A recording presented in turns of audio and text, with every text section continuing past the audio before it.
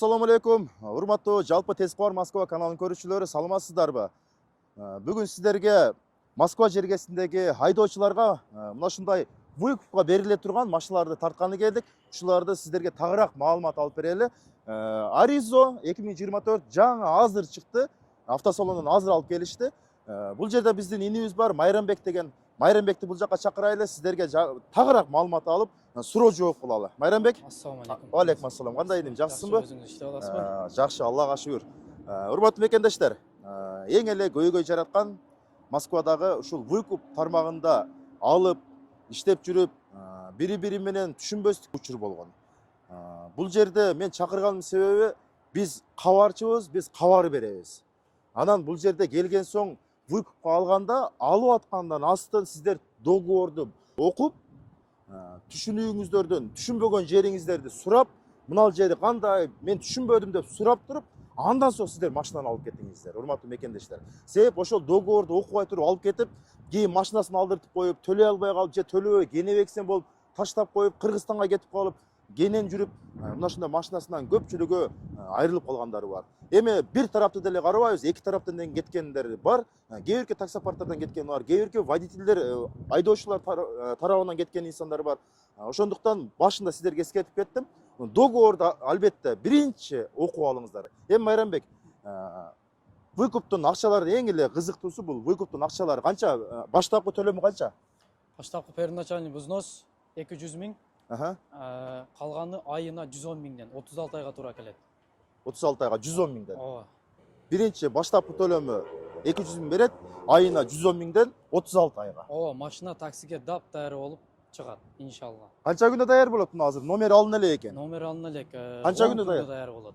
Уктуңуздар. Бар жок коюш керек. 10 күндүн ичинде келип, өзүңүздөр ээлеп алыңыздар. 10 күндүн ичинде машина уже даяр болуп, отурасыздар, кеттиңиздер, болду. Линияга отуруп алып жүрө бересиздер, келбестен иштеп алып. Анан Майрамбек, көйгөй жараткан көбүнчө эле случай болуп калат, жана кырсык болуп калат. Айдоочулар кырсыкка кабылып калса кандай жардам бере аласыздар? Жардам эми ага биздин жардам бергенибиз, эми ал виноват болуп калган учурда, эми бар жокту өзү айдоочу өзү төлөп берет. Төлөш керек, Анан төлөйт. Биз ага жардам бергенибиз ушу аренда жагынан жардам беребиз. Аренда жагынан төлөп албай туруп, сиздер ооба, иншалла ал жагын биз өз эме кылабыз.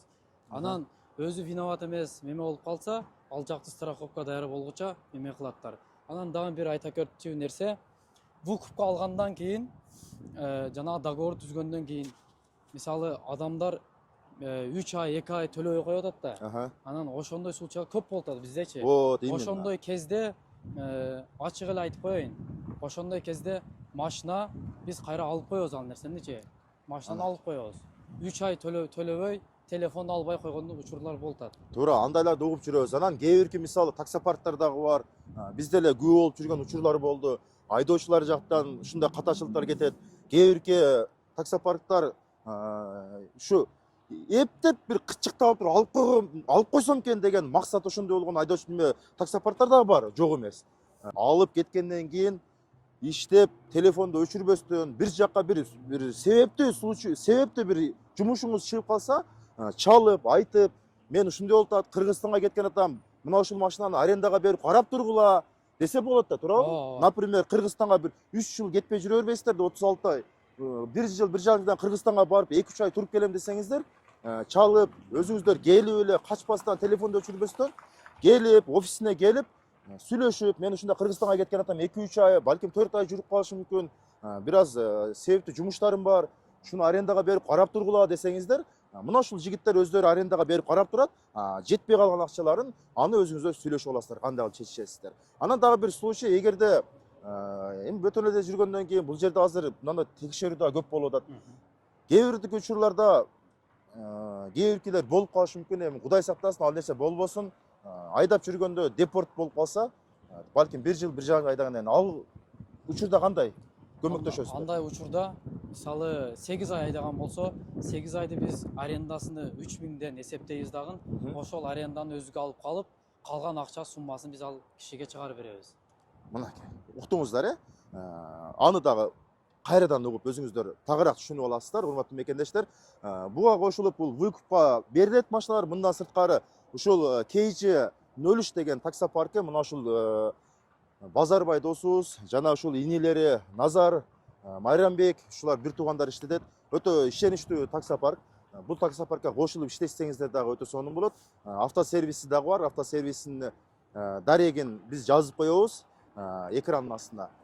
Ал жерде сиздерге кызмат өтөйт. Электрик, ходовщик, замена масла, андан сырткары кузовщиктер, кыскасы кузовщик, покрасчик бардыгы бар ошол жерде. Шиномонтаж дагы бар. Азырында сезон келип калды, шиномонтажга дагы кайрылсаңыздар болот. Урматтуу мекендештер, экрандагы номерге чалып, дагы бир түшүнбөгөн маалыматыңыздар болсо, ушул мырзаларга чалып, кенен кесир маалымат аласыздар деген ойдобуз. Бердиш базары тез кубармаска болду. Көрүшкөнчө.